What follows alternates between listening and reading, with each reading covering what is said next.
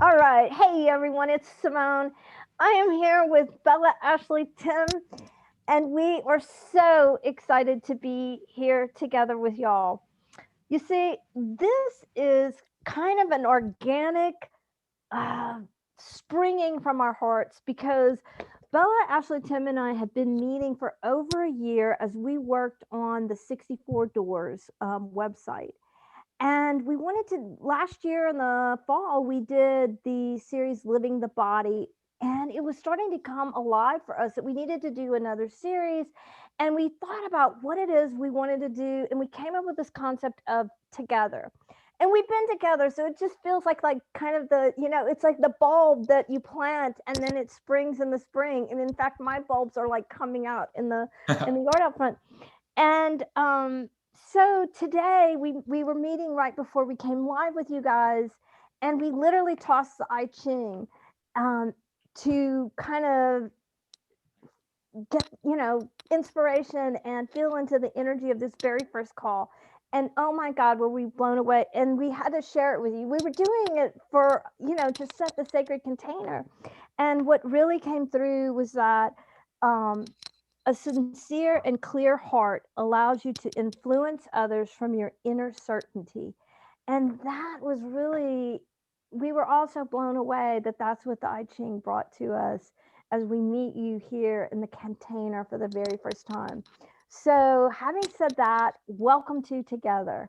Where do you guys want to go? What's alive? That's the big question. That's the question that instigated this whole conversation from the start. I think we have Ashley to blame for that. She started to ask us when we would meet, hey, so what's alive, before we even get to, work on whatever it is we were meeting for. And I mean, we've had some very personal, very beautiful conversations. It wasn't until a few weeks ago that we thought other people want to be a part of this too. So we're excited to introduce all of you to the table, so to speak. Yeah. So this is kind of an organic conversation. Whenever we meet together and we ask what's alive, anything can come up. And then what we normally do is like circle around and see kind of like how this has touched each person, because there's something for everyone. And the reason we came together is like that fractal, that 44, we're like part of that fractal. And I'll clue you in on a little secret. When Simone was calling us by name, Tim, Ashley, Bella, Simone, like we call ourselves bats, because BATS, Bella, Ashley, Tim, and Simone. And so that's probably what we're going to refer to ourselves as, because you kind of are in our inner circle now. We even have a WhatsApp chat that says bats, and it's said bats for forever. So it's welcome to our bat cave. So yeah. So how do you guys want to start? I mean, what do you guys want to talk about? And I'm talking to bats first to see kind of what's alive for you guys. Well, I'm going to jump in because one of the things that's super alive for me right now is we've been watching in Facebook and other places, and I'm really fascinated by, and don't see a whole lot of it, but I'm really fascinated by the discussions about the self and the not self, and when are we operating from the self, and when are we operating from the not self, and how when we move into each other's fields, what connects and what doesn't. And I was just working with a client friend of mine, longtime client friend of mine, and she is going through the wound of a breakup that actually really happened a year and a half ago. And I was doing a session with her, and I kept hearing her to look at her human design chart. So I said, hey, I'm hearing we need to open your human design chart. And so I did a connection chart. And basically, when I looked at her connection chart with her former partner, when she is with him, he connects. She's a triple split. And when she's with him, she fully connects. So when she's with him, she feels so in love and so like connected within herself. But like his chart didn't really even change. And I was like, oh, so when you're with him, it's like driving a Ferrari. And when he's with you, he's been driving the Ferrari. No real change. Like He's good, thank you. And so I'm fascinated by that, and I'm also fascinated by we've been doing on Mondays for a long time. Bella and I've been doing these line profile readings, and really been thinking about how all of that comes together to create our experience, and how awareness of that shifts us and changes us. But that's what's alive for me. What's alive for you guys? This feels so weird because this is not how we talk to each other. So I'm like, I just feel a little bit awkward on here, like talking, like bringing the conversation to other people, because when we do talk to each other, we don't talk to each other in certain tones. We're like pretty laid back, and like I want to give the rawness. I'm kind of feeling hot right now too, because I'm like, I feel like I have expectations, and I'm like, this feels fake. This feels fake. I don't want this to be fake, you know. Hey, And can I tell the story of what happened last week, because that was so real? that's fine. I'm not rejecting or attacking. You know that that's not what that's about. I'm telling you what's alive in me, and what's alive in me cool. is like, I feel kind of hot, and I feel like, is this what it's supposed to be like? I don't know. I have the 42 in my culture sphere too, so and Thanks, Simone. I think Tim's super hot right now, and so does Tim. Tim has the 42 as well, so me and him have the 42. And to get us to do kind of this kind of thing, we're like, it should be totally like unexpected, and we shouldn't come to the table with anything planned. And Bella and Simone are like, no, we need to talk about something. So it's been kind of like split a little bit between all of us, trying to figure out like, how is this going to organically work and evolve. And I mean, I'm just telling you what's real and what's alive for me. So I'm bringing that to the table so that we can, so you know where I'm at. Bats. The beautiful thing is that we don't know. We don't know where this is going to take us. And to a certain extent, we don't really know how to be except as authentic as possible, which in this case for Ashley is a little sweaty, you know? Yeah, but that's the beauty of this. You know, it's one thing when you've got a container of two people, and it's just two people communicating. That's its own complex, you know, merging of universes. And then it's another thing when you've got four, and now we've got 30 participants just on Zoom alone.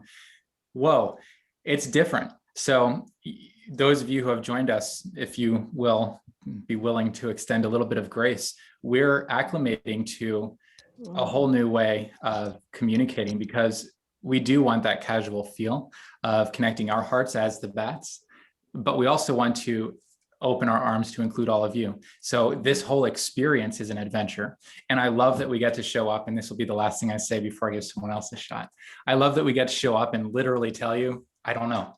Like we're doing the best that we can. And our intention is to include you in something that we have really enjoyed. So we hope that you will enjoy it too. Bella, would you like to say anything? You haven't said anything yet, so I'm like taking everything in and observing what's happening. I mean, for me, the basis of this is the tagline. It's better together. And I know that if I was on my own on this Zoom stream right now, it wouldn't feel as good as it feels to be with you and to observe you in your, in your wanting to do the best and giving value to the people that are watching. Like that touches me, because I know that that's where you all come from. And I know that we are all a little bit of perfectionists. So we don't want to take anybody's time and waste it. And we actually don't want anybody to take our time and waste it. So I feel that, and that almost feels like a theme for me. And for my personal things that's been going on lately, the boundary thing.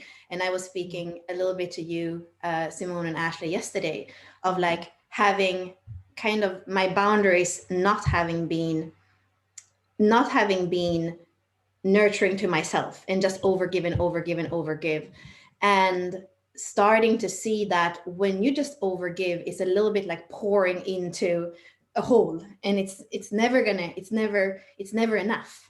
And that's what's alive for me. The boundaries, and also where do we put our energy and where do we waste our energy, and how do we make sure when we come together. And this is what I say when it comes to lovemaking, when it comes to sex, like when it comes to intimacy, I always ask, when you are coming apart from the experience, do you feel more full or do you feel more empty? And my wish for our conversations is that when we go apart, that we have that feeling of like something has nurtured us, not that we feel empty and drained. So that's for me, that was the life for me. And that's what I also would love if people that are on to be part of. And that's why I feel like today we might not bring anybody on, but it is to bring in and to be together, because for me together has always felt more full than on my own. So that's where I would start from.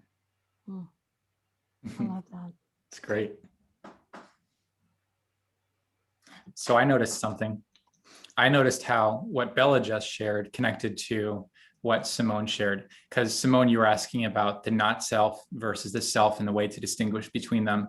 And very much about what you were touching on, Bella, in terms of the way that our energy can be depleted. Of course, it's a partial response to that question.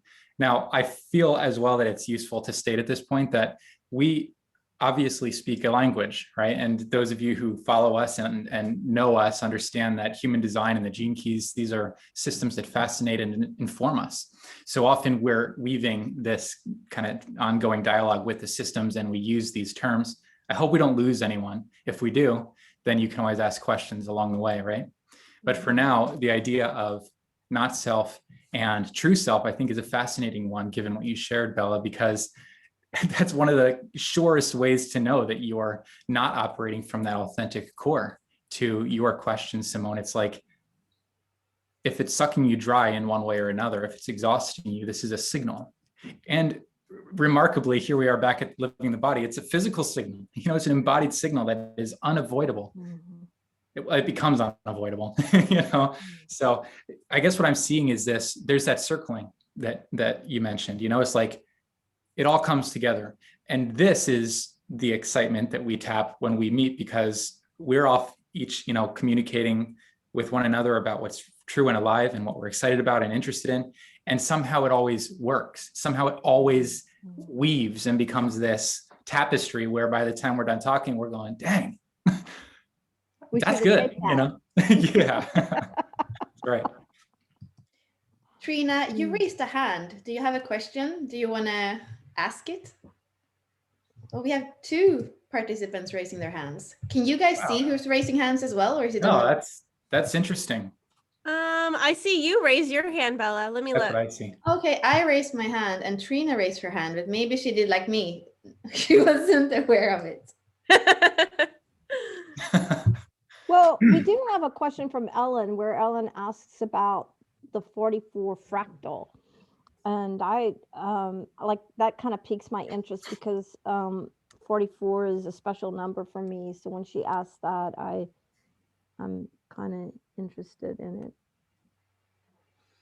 For me, 44 is together. It's that one title where that says together. It's my culture sphere, and I think that my wish to name this, together with you, together, was because of that. And true teamwork. Like, you can feel today that we are human beings. They're always the frequency band of everything. We have the opportunity as humans to feel the whole frequency band. The 44 goes from interference to teamwork to synergy.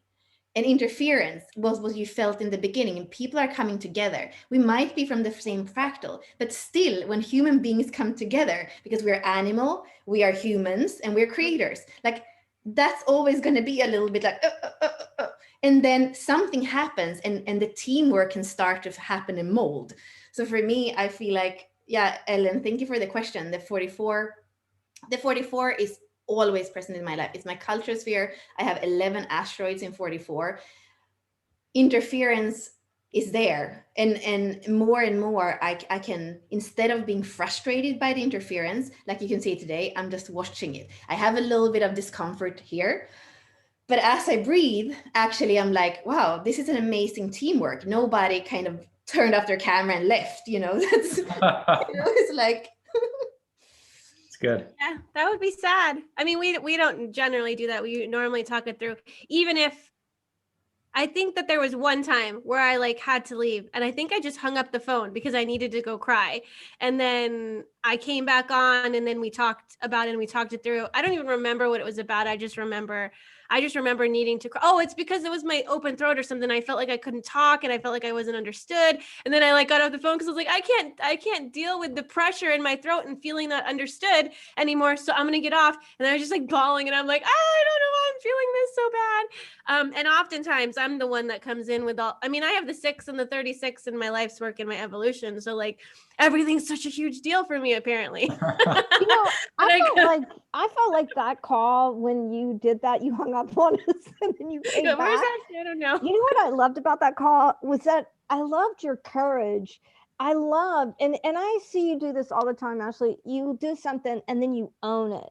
And like you came back on the line and you completely owned what happened.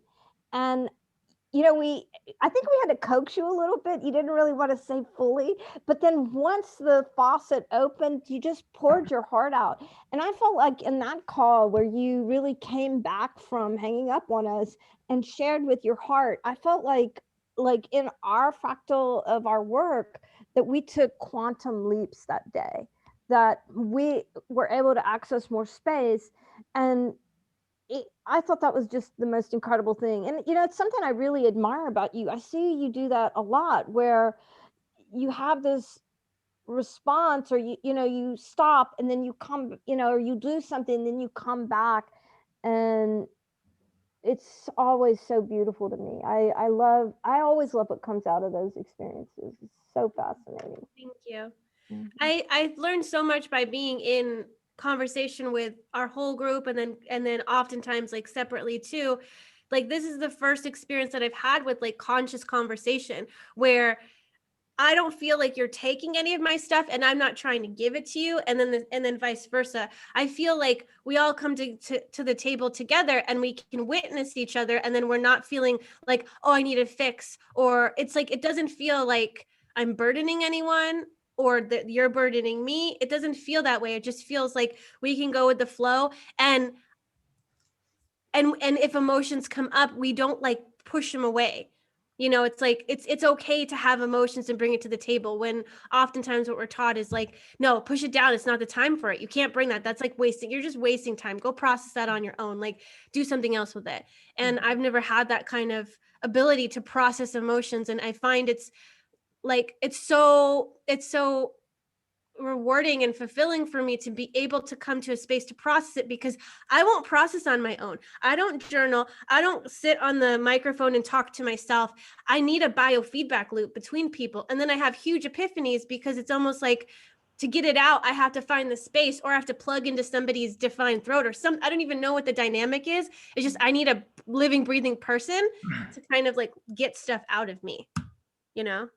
And it's so helpful and it's so amazing, and I feel so much more empowered, and it doesn't feel codependent. It just feels like, I don't know, it feels like a really safe space to be yourself, and whatever's alive is alive, and when we work through it, we get closer, you know. And there's always something that we can get from each other, that like the common thread's always there. And that's kind of the circling back to the fractal, that's like the fractal line.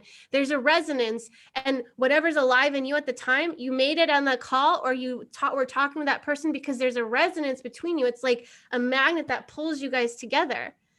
I remember, and this is the last thing I'll say, but to give like a real life example of how the 44 works is, I remember being at a networking meeting when I was in direct sales, and there was this girl there, and I was so attracted to her because she looked exactly like my best friend from high school who moved away.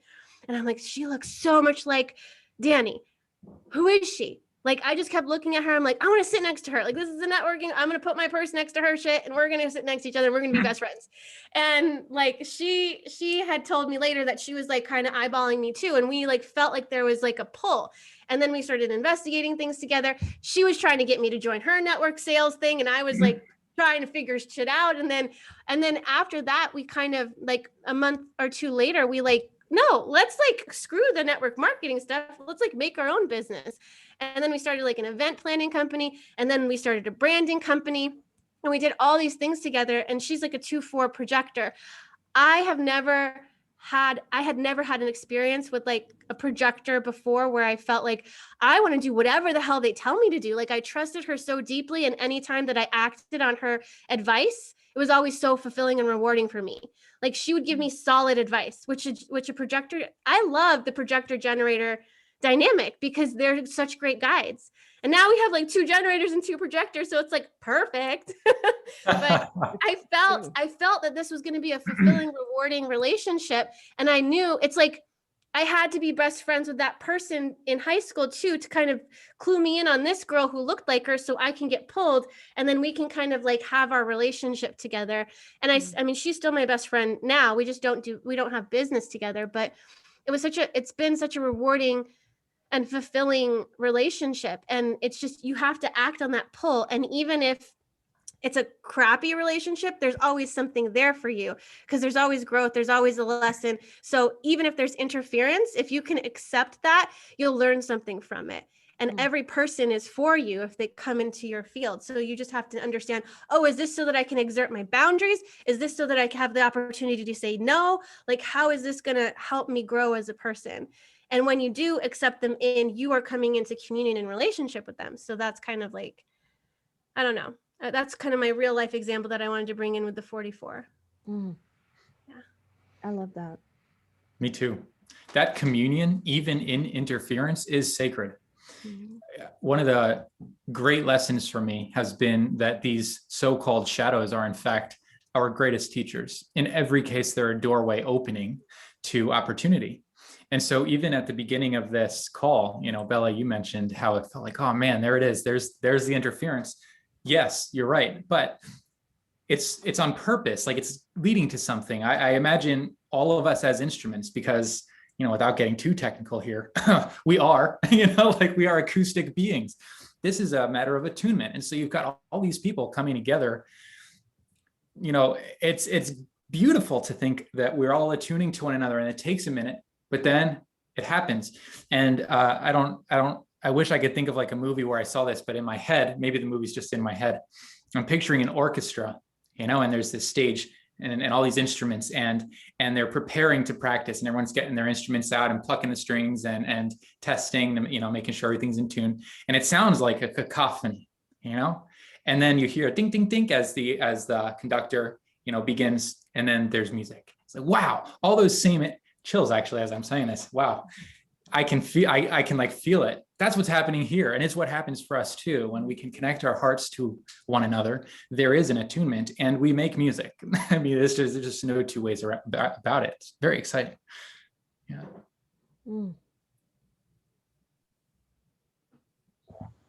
Yeah. I mean, I can be alone and Bella, Ashley, and Tim know this about me.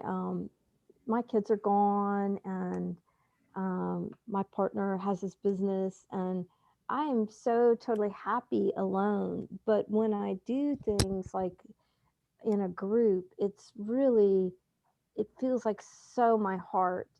And I was like, I know I have the 44. Where's my 44? Because I'm not the memorizer. Everybody, I always, my 44 is in Neptune, and on the unconscious side, I'm a 2, and on the conscious side, I'm a 5.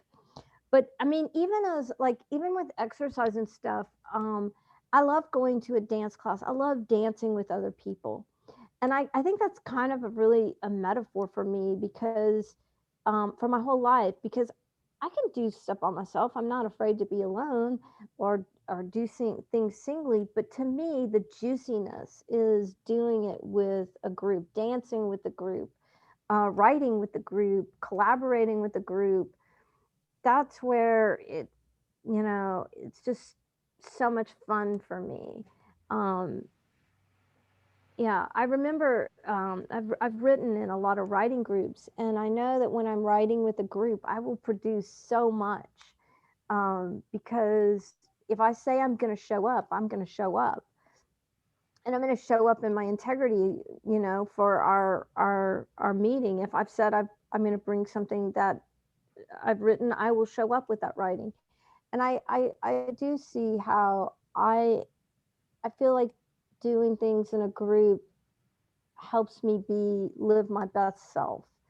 or maybe another way to say would be that lives my most joyful, kind of fun, exciting life. So I really love working in a group and um, learning from not only each person, but how we kind of operate together, which has been so fun. I mean, I remember when we first had our first meeting about Bella, you and Ashley inviting Tim and I, which as projectors, we were so grateful for your invitations and, we needed them. But I remember that first meeting when y'all invited us to co-create with you on the 64 doors. And it was like in 1 hour, we nailed down we got a system organized, and that system carried us through this whole wheel. And it has been so easy and so fun. And I have, felt so fulfilled by all of our collaborations.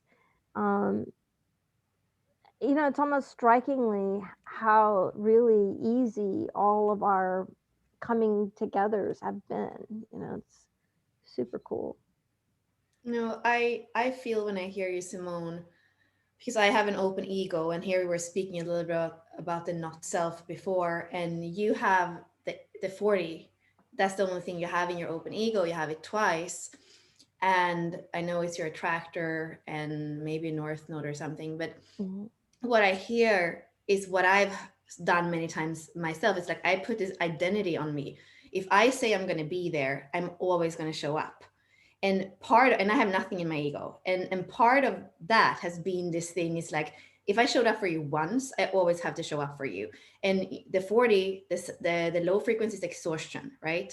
And I see we have Ron with us here, and he has the most exciting project that I have, like, or system kind of thing, a synthesis between two systems. I'm not going to say too much, but I'm so I'm so eager to dive into it more with him. But this last week, I haven't even had time because life has happened to text him. And I see that he's here, and a part of me is like, I haven't shown up, to this. And I can see how many times before when that happens, I kind of overdo. And I think you're 4-6, Simone, you have an open ego. And I think this is something that we as 4-6 tend to do. Like if we are not showing up, we have an open ego. We're like, oh my God, I promised I didn't show up. And then we overdo it. And then that kind of goes into exhaustion instead. So there's a little bit more, maybe what Ashley does. What she does, she has a defined ego. And if she, like we say, if she messes up, she's gonna own it. But for us 4-6s in the open ego, it's like, and Ashley's a 5-1. It's like we are trying to kind of keep up with it. Oh my God, now Ron, can we speak 3 times a week? Because I didn't call you last week.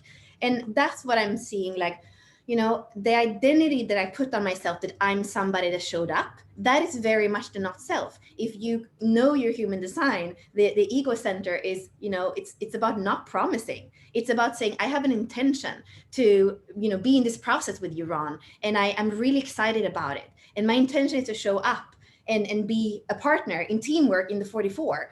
And maybe even be transparent about right now in my life, on personal side and work side, there's a lot going on. So I'll do my best to show up, and please communicate with me when you feel like, I forgot to text you. And maybe even tell, the best way is send me a text, because if it's on, to that clear communication, and then we don't have to do this, or we don't have to put that thing, oh, I'm somebody who always show up. And I can see that is part of my arrogance, of my 31.6 in my attraction. It's like, I want to have this field about me that I always show up and that I help you, and that's an identity. So what's behind that identity? What does my body say? Can I just come to the next meeting without starting the meeting and say, I'm sorry that I haven't? No. Can I just come and say, maybe, thank you for your patience.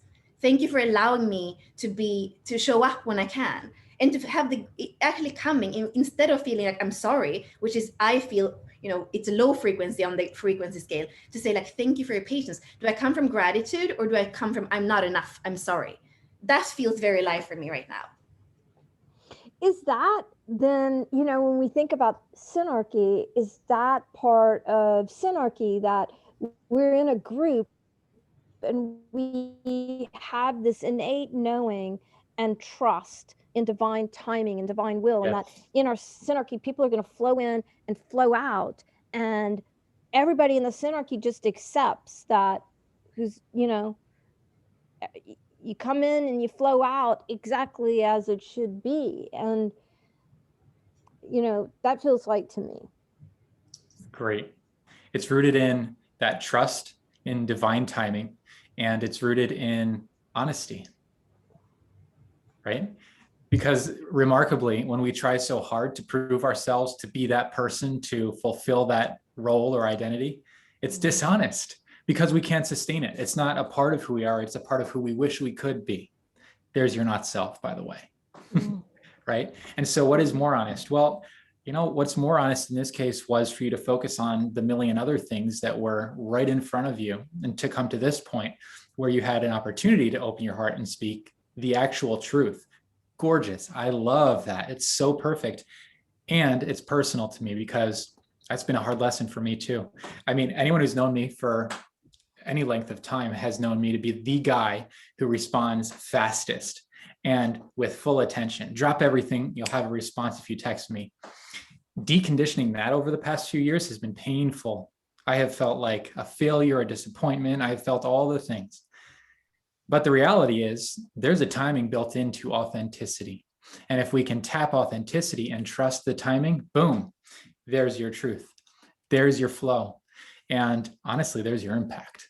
Because when you do show up and it's real, everyone knows. They may or may not see through the facade of you trying very hard, because a lot of us get really strong muscles from swimming upstream for so long. But when you learn to kind of relax and let it happen the way it's supposed to through you, and you let that music sing itself through you in the way that it can only ever sing through you, in every case, heads turn. They have to, right? It's beautiful. It's difficult at first, but it is so necessary. And it is, like you said, Simone, it is the very foundation of true togetherness. Yeah.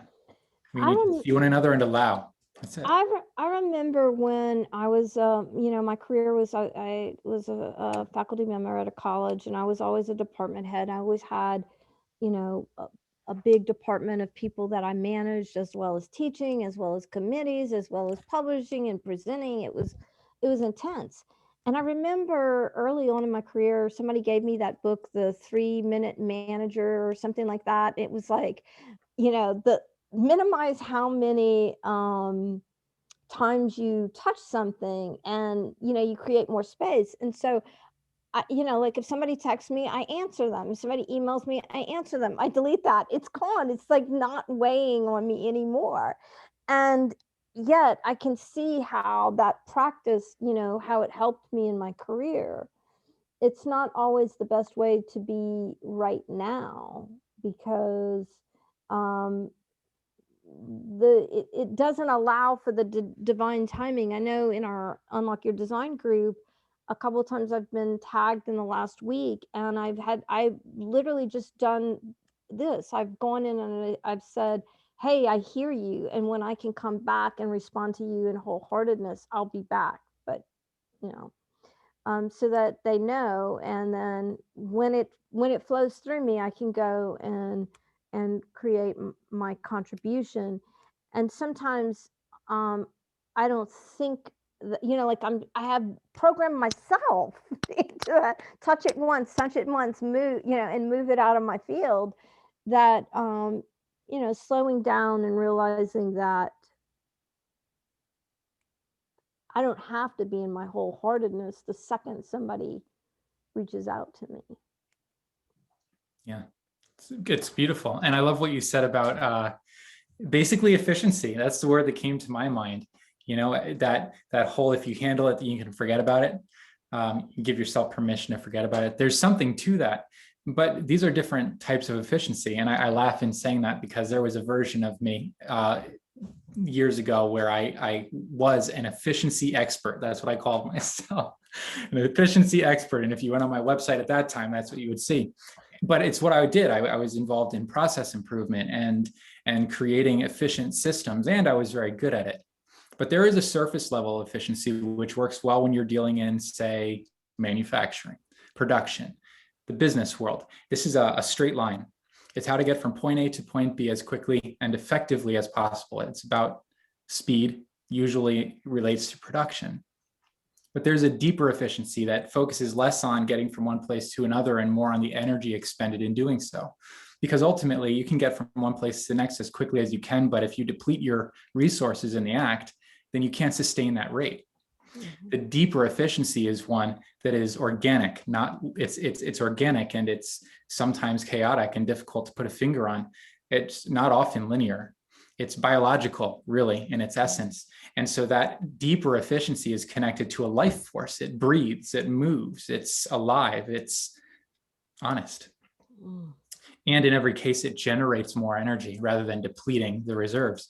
So we are dealing with different forms of energy, and it is a matter of context. I can tell you that I have very happily left the former type of efficiency behind because it was depletive, it was unfulfilling, it was impossible to sustain, truly impossible. And though it did make sense when I was working, for the aerospace industry, it doesn't make sense when I'm moving through life, when I'm trying to understand the people that I love, when I'm trying to communicate from my heart, when I'm trying to create from my heart, right? The deeper world that I engage now, saying deeper is a little unfair. It's not quite that comparative. The world that I personally occupy now differs from the world that I used to occupy, and it is focusing itself on an efficiency that has everything to do with energy and just about nothing to do with speed. I don't care about all that because the getting from point A to point B is built in. And guess what? Along the way, you're going to it's going to be richer. It's going to be so much richer. You can't do that in the sterile work environment of process improvement. It's not possible. It just, when you're talking, I saw and heard the word embodied, and I felt your embodiment as you were talking, and I felt myself drop down into my body, and it's really what you're describing for me is embodied consciousness. Yum. I like that. Thank you. I feel like I have a completely different experience with that because I mean, I'm a generator and I know that I have a bunch of energy, but the process that I'm struggling with, it's not a process, it's a pressure, is I have the 5342 channel. And this is like starting something and completing something. And like my core wound is 53, which I have no problem starting anything, but I have to be very careful about what I start because there's so much pressure inside me to complete it that if I don't complete it, I'm worrying about it the whole time. And so when somebody messages me, I respond. I'm like this, like the efficiency, like, and also if I don't do it right then, I forget, like it's gone. My son asked me for milk like 5 times this morning because I was doing something else. And he's like, Mom, can I have, I was like, at the end, I was like, can you just get your own freaking milk? And he was like, okay. But that's the problem that I have sometimes that I've had to learn over the course of this is that when I had my branding business, I wanted to complete and finish a client's logo in as quick as I can. And just like, if they could talk to me and exchange information with me, like in real time, we got it done within a day. And they were like over the moon excited with it. But I wanted everybody to be in my process of like, let's like be engulfed in this, like right now for however long it takes. And some people did, like they were all about it. And I charged like nothing. So they were like, wow, this is insane. But I realized because I was having kids and I was on to my 3rd kid. And I had so many kids that I didn't know how to pull myself out of that individual, like pressure to like be engulfed in what I wanted to do, that when my kids came to me for anything, I got super upset because all I wanted to do was do something that I loved to do. And I felt like I was doing what I was supposed to do by getting married and having kids. And then I felt all this guilt for having kids and being so happy in my business that I didn't want to be the mom. And when they came for mommy and they were so young, I was like, oh, I got to do something, and then then I became a master at flowing. Okay, I'll put that down and go do this. But I never completely put it down. So I always felt the weight of it. And so if I kept getting pulled, I was just carrying one thing, carrying another thing, carrying another, and had all these projects that I had to finish. And it was so hard for me. And I was so angry all the time because I just wanted to do what I wanted to do, but I couldn't because I had so much to do. And now I'm at this point where I learned through the bats, actually, it was after a conversation we had. I was so engulfed in like, I want to figure this out. I want to keep working on this. But I had to energetically put it down and like literally like stick the energy on the table and then walk into the house and walk into the house without any weight on me, where I could get angry and I could be present with them, where I was present with you guys, and then I would leave and still be present with you guys, thinking about things and being in your energy and like, oh, I want to do all, and then upset that I had to do stuff with the family. But I had to put it down. And then I felt so much happier being present with the family because I put it down. I remember laying in bed last night and I was like, all amped up still, and my generator wanted to work, but it was 1 a.m. and I was like, no, I need to go to bed. And so I had to like take my energy, I stuck it in a box, like a energy box, and stuck it on the floor. I'm like, if I can allow myself to wake up in the morning and not step out of the bed and step into that box, then I'll be good, but I had to put the box right there and not go into it, because I have a problem with like, I got to complete this. Culture sphere is 42, completion, vocation is 53. So when I start something, I want to complete it. And my inner child of the 3 in my pearl is like, let's innovate. This is so fun. And then there's conflict abound because I can't just be, I'm not alone. I have so much richness in my life. And I missed so much of my children's lives because I was so engulfed in my individual like process where I was like, get out of my energy. I just want to do what I want to do. And now I'm like looking at pictures and I'm so sad because I missed that part of their life because I was so consumed with my own self-obsession that I couldn't be with them. And it breaks my heart. But now I'm like, I need to give time to them. No matter how many kids I have, which can be overwhelming, I got to give my time to them. So what you guys are talking about is like super helpful to me because I'm still learning how to not feel so much of that pressure of the 53 and the 42 and busy, sacral Ashley being the busy bee. It's so hard. That's like my biggest struggle is the pressure I feel in my sacral and my root. So I feel so much better for you. Like, thank you for allowing me to like bring that out because I feel so good. I love how you process. Thank you. Yeah, beautiful. It reminds me of a story. Can I share a story? I think, yeah, Bella, we'll get to you because I know you're trying to talk, but your microphone was muted. And we no, then Bella go. My story's not going anywhere. I just wanted to kind of round up what you said, Ashley, because I wrote it in the chat, but I know people are going to watch this on other places as well. And I heard a lot of integration circuitry. You have that 10, which is your purpose, which is part of the integration circuitry, which is 20 and 10 and 34 and 57. And I have 34, 57 twice, and you have, and the 10 is important for you, Ashley. And that is that self-absorption. We call the main, like kind of the main archetype. What I feel is the 34, the Black Panther, the kind of is just going about its own thing. If somebody tells it like go hunt, it's just going to look like it's not going to hunt when it's told to hunt. It's going to be immersed in its own process. And I feel there is something with that also because we are going into the global cycles now where 34 and 20 are part of that new cross. And it's that individual kind of self-absorption. And also as a pure generator to feel that thing. It's like, I know if I start something and that is not just the identity of me saying I want to show up. No, there is a true pressure in me. Like you are speaking about, Ashley, saying, okay, if I'm in, I'm all in, and I have the adrenaline, I have my root that is defined, and I'm going to have the energy to take this to conclusion. And that's just there. And that I feel, speaking about self and not self, no, that is not the not self. That is something that's inherently there. And this just, like, I love to bring it back to what you were saying, Tim, because I wrote here, I said, what can you naturally sustain? I feel like that is a very, very good question for the true self. Like if there is that naturalness in sustaining something long term, then it's probably from the true self. Everything that you're going to try to do or try to be, it's often what your opinion of what you should be is. But if you naturally can sustain something, then I feel like that is a very good kind of check if it's the true self, and then it would be a yes. And I'm so inspired by that question, and I immediately thought, oh, I wonder what the people joining us feel about that. what could you naturally sustain? If you want to share in the chat what that, if that gave you something to consider and you have an epiphany, share it with us. I'd love to see.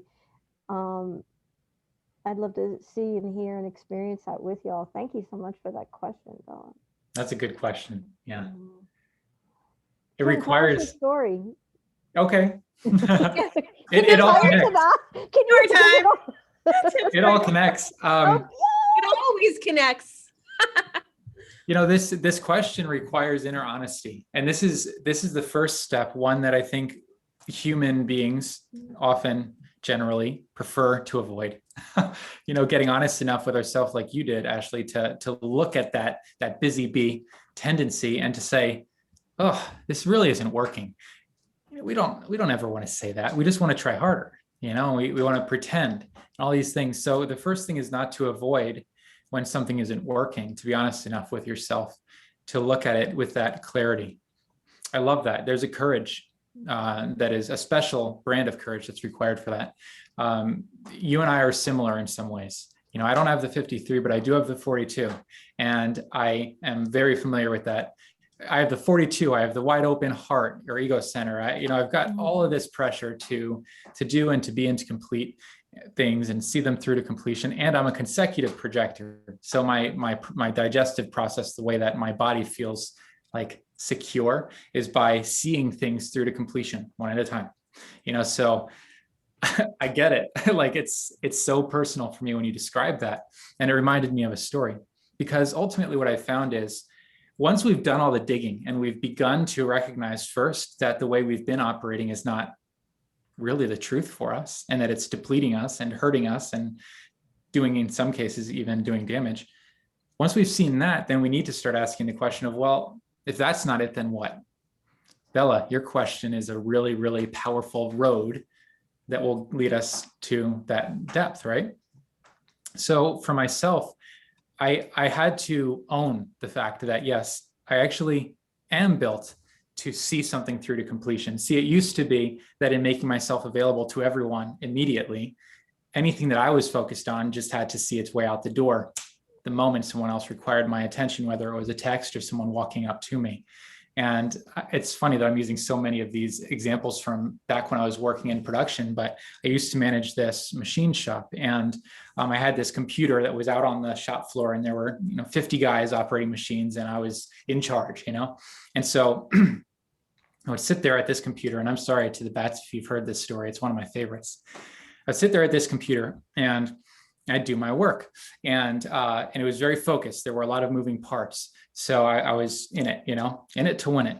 But I had one buddy in sales, and he was in the office, and his name was Jason. And to this day, I just love this guy. He worked in sales in a machine shop, but his true joy was in stand-up comedy. So he would be at his desk, writing and composing jokes. And when he'd find a good one, he'd run out to tell me. And the agreement was that when Jason ran out to tell me a joke, I'd stop whatever I was doing, listen to the joke, and then laugh. That's it. I'm pretty easy, by the way, when it comes to jokes. I'll laugh at almost anything. So I think I was a good sounding board for him.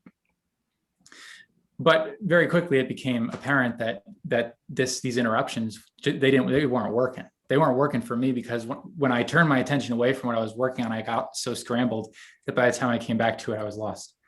So what I had to do was I had to first recognize that there was an inherent process that was not mean or disrespectful, but actually something written into my physiology. It was like we'll call it a genetic need to be able to see what I was doing through to its completion before moving on to the next thing.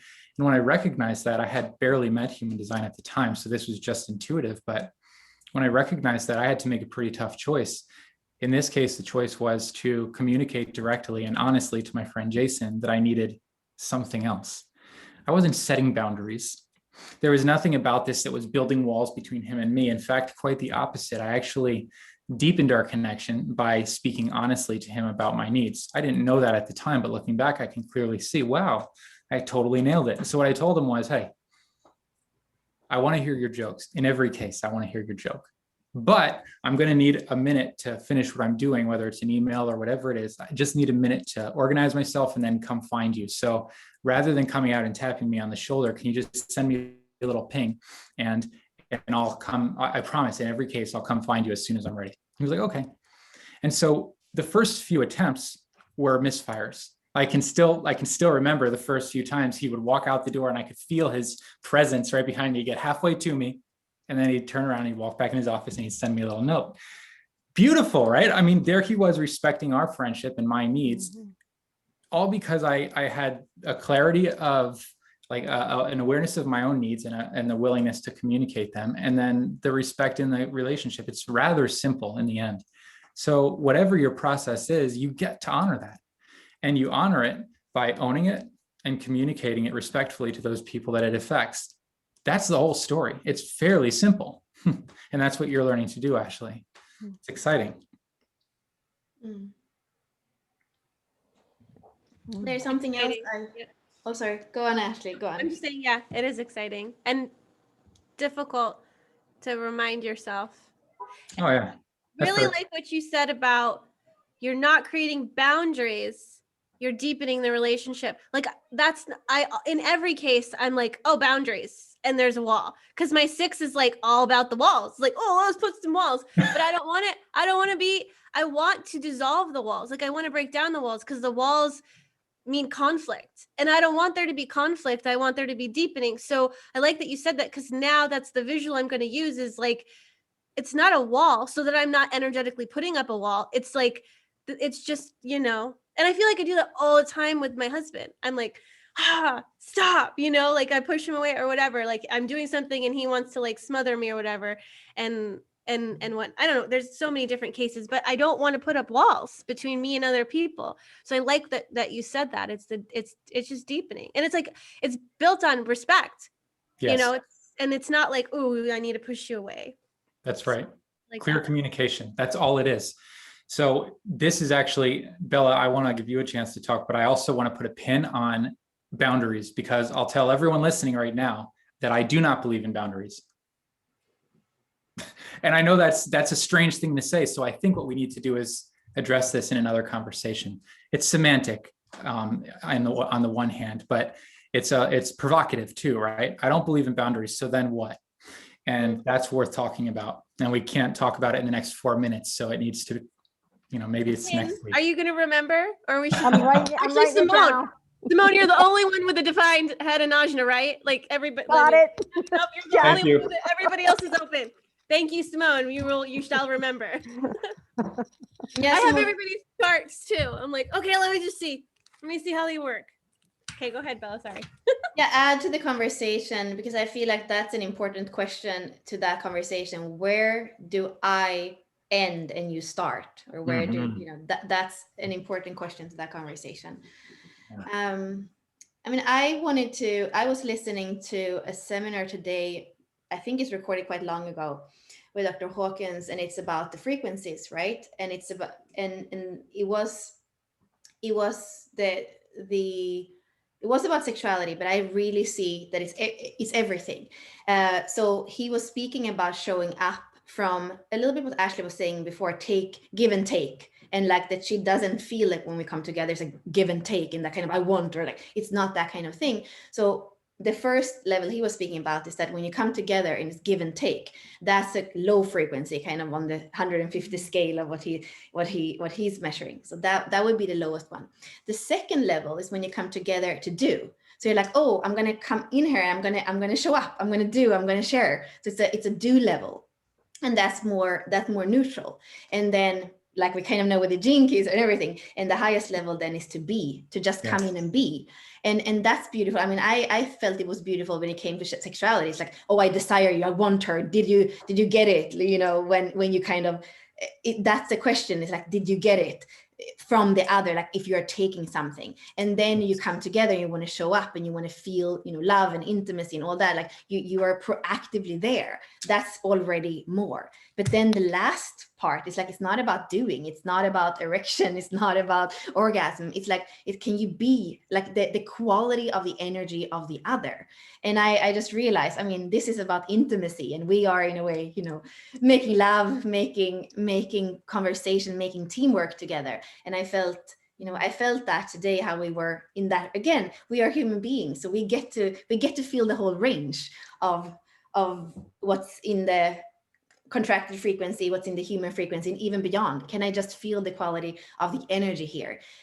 Even if it doesn't turn out perfect, can I feel like the intention of coming together and wanting to keep the heart open and not putting up a wall? Is it there? So I felt that was kind of summarizing from, or going back to the beginning of this humanness and this opportunity to feel the whole thing and to be with the whole thing. Oof. Simone, can you start taking some notes, please? Oh I think yeah, that's I a got, really, and really I actually wrote it on our I Ching throw as we started. So yeah, I got it. So you know, one of the things we talked about was having a very specific container, coming live for an hour, being yes. wholeheartedly present for an hour, and we are there. So I think it's time for us to close our sacred container and thank everyone for being wholehearted in your presence with us. Thank you, Ellen. I think it was who asked the question about the 44 and really was a catalyst for this amazing, amazing togetherness. So thank you all so much. Yes, thank you all. Thank you. We'll see you next week. Same time, same place. Bye. Everybody.